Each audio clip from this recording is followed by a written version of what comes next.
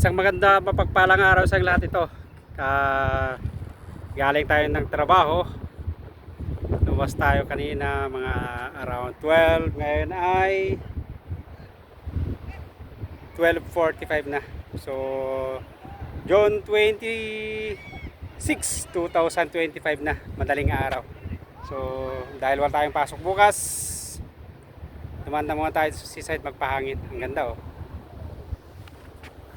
Ang ganda ng magpahangin dito sa seaside. Pampawala ng stress at saka kaba ng mga nakaraang araw. Mga kababayan ko, mga ka-OFW nandito sa bansang Middle East. Kumusta na ng mga karanasan nyo ng mga nakaraang araw? Mga tensyon. Katulad ko rin ba kayo na siyempre dahil ngayong nangyari dito, hindi talagang kabado tayo lahat dahil hindi natin alam kung anong mangyayari. Ito, kaya dumaan ako dito magpapahangin. Ganda, oh. Marami rin tao. Yung mga nagsasoccer dyan. Ikot natin. May mga nakaupo rin dyan. Tapos na doon, ang daming naliligo dyan, oh. Maganda pa rin yung klema sa gabi. Pero sa tanghali, naku po, pag tanghali sa umaga, ang init na. Kasi summer na dito. Yan, oh. Tulad ng sabi ko, yung mga kapwa ko OFW nandito sa gitnang silangan. Pa-comment kung ano yung mga pakiramdam nyo ng mga nakaraang araw dahil nga sa tension ng mga karatig bansa. So napapasalamat tayo sa Diyos, sa Panginoon dahil okay na. Dati sa totoo lang, kapag tinatanong ako nung pamilya ko, sabi ko okay lang. Pero sa totoo lang, siyempre hindi na masabi yung kalagayan, pero okay naman kami dito. Kaso nga lang, hindi mo masabi kung anong mangyayari. So pero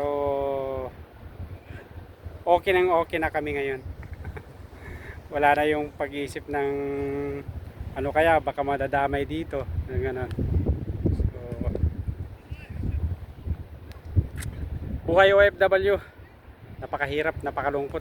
Lagi kong sinasabi, kailangan lang tiyaga, tiis at sakripisyo. Ako pala si Ronnie, isang OFW dito sa bansang Kuwait.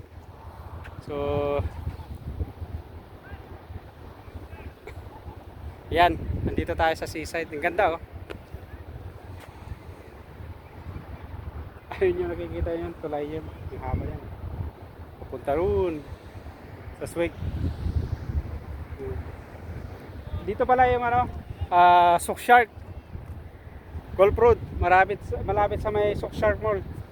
Yun yung mga ilaw doon, yan yung Sook Shark Mall.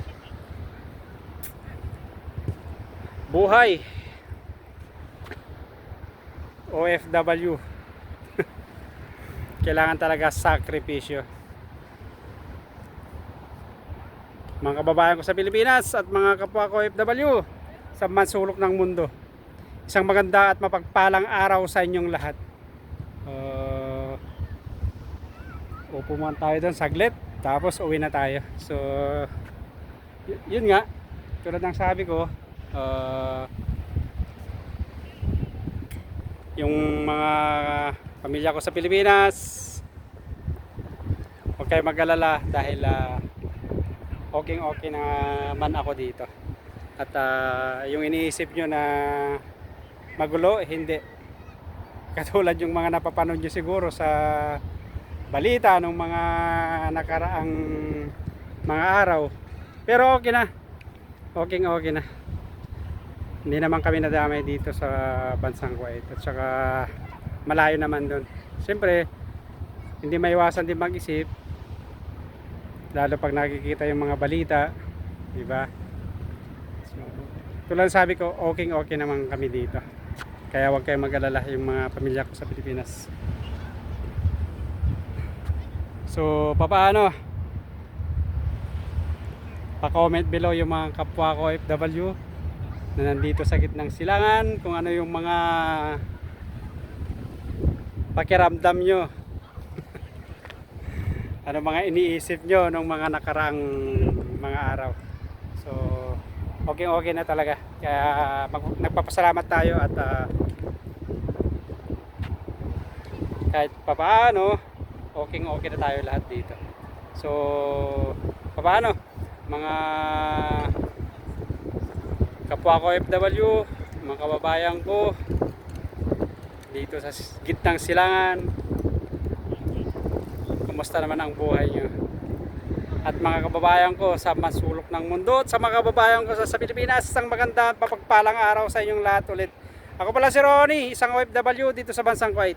Pasupport mo ang channel ko, like, share, and subscribe. At pakipindot na rin yung notification bell para update kayo lagi pag meron akong mga bagong videos.